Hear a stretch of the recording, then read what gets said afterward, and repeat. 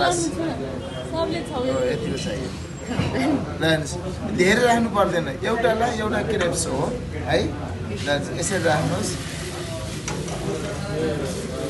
यस्तो पातलो क्रेप्स हाल्नु पर्यो अब यसमा पकाए पनि यो चाहिँ के हुन्छ त्यो के चाहिँ यसलाई चाहिन्छ है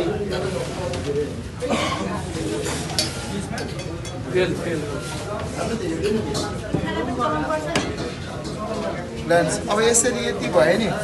लगभग पाक्यो नि यो हो अब यसलाई एकैछिन यसरी निकाल्नु अनि तपाईँले चाहिँ मैले गर्दा यसलाई टर्न गरे पनि सक्छ है तर तपाईँले गर्दा चाहिँ यसरी आगोबाट बाहिर निकालेर पहिले यसरी चाहिँ यो बाहिरको लेयर छुट्याइदिनुहोस् यसरी हो यसरी हल्का यसो गर्नुभयो है अनि यहाँबाट यसरी छिटो गर्नु पर्यो नत्र यो के हुन्छ च्यात